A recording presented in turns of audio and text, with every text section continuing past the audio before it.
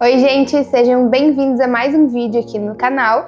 Eu tô aqui com a Lu novamente e a gente na nossa prática, a gente estava conversando em qual assunto seria legal para trazer para vocês aqui, inclusive para estudantes que estão entrando na biomedicina. E eu pedi para a Lu separar algumas dicas para nós.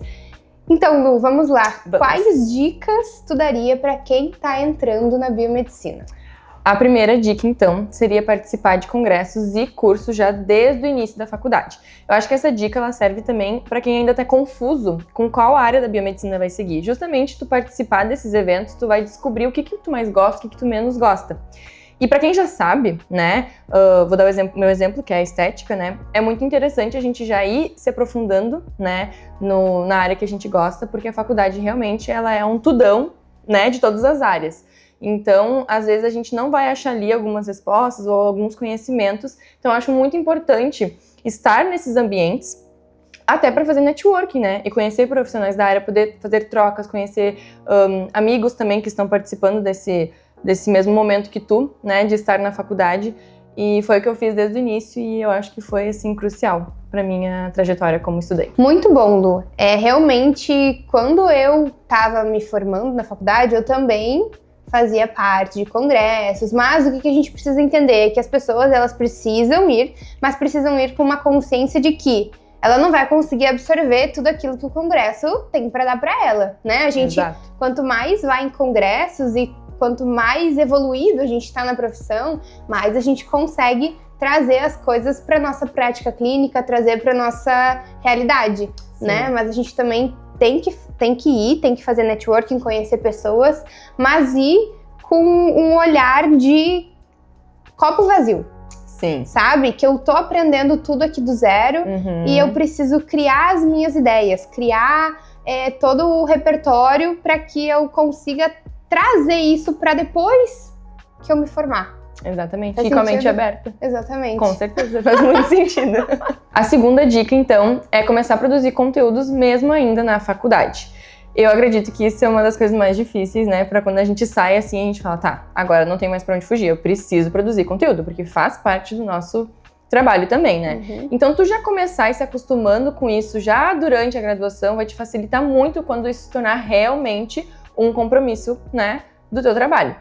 Mas também ajuda a educar já o teu público, a fazer o teu público, os teus já seguidores, entenderem que tu estás na graduação, que tu vai se formar, que tu vai trabalhar com tal coisa, o que tu está aprendendo, né? Eu acho que isso faz muita diferença. O paciente, quando ele te procura, ele quer saber o que tu sabe, teus conhecimentos, tu tá se atualizando, tá estudando, né? Então é muito interessante já mostrando essa rotina de laboratório, depois para a rotina de estética, enfim, para qual área que tu vai seguir. Eu acho que é uma dica muito importante e que eu vejo que a maioria ainda não faz, mas que quando tu faz, tu já é diferente ali, né, dos teus colegas, que não fazem ainda essa produção de conteúdo.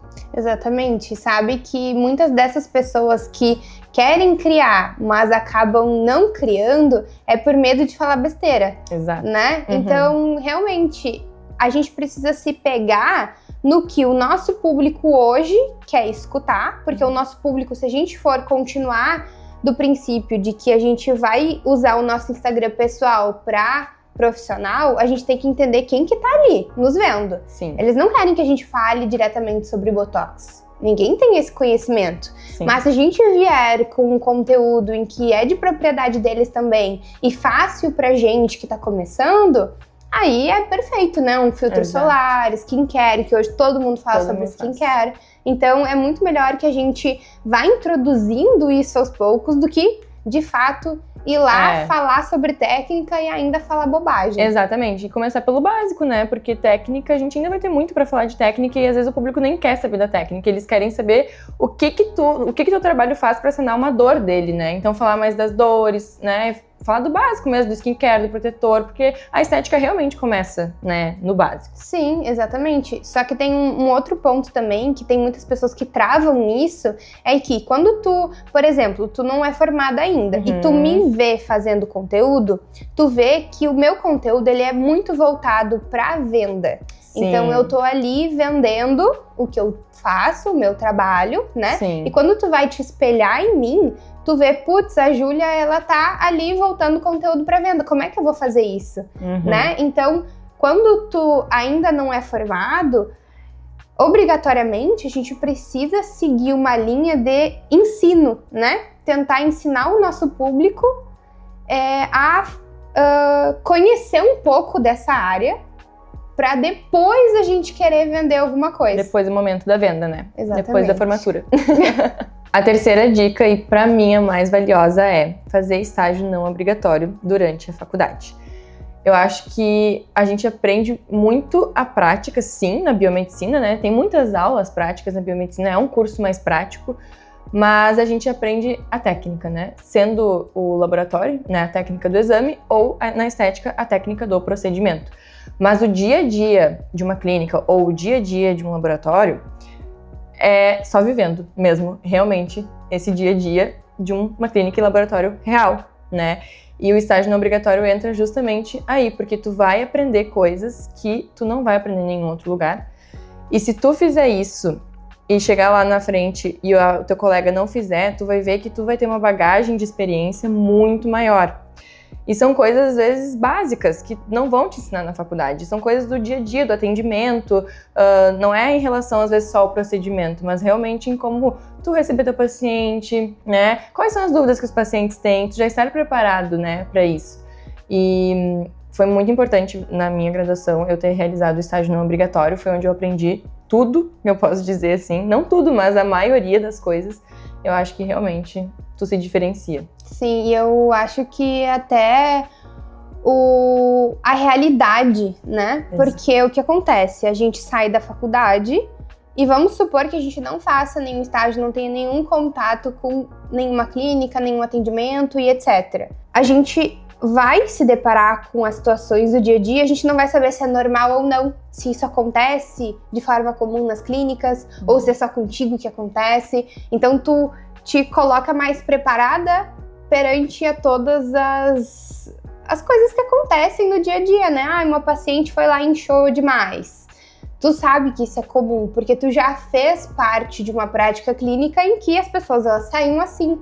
A pessoa sentiu uma dorzinha ali, naquele lugar específico. Tu já sabe que aquela dorzinha, ela é normal daquele procedimento, né? Então, te coloca mais preparada para um depois de estar à frente do que vai acontecer e também não tão despreparada para, putz, será que só tá acontecendo comigo?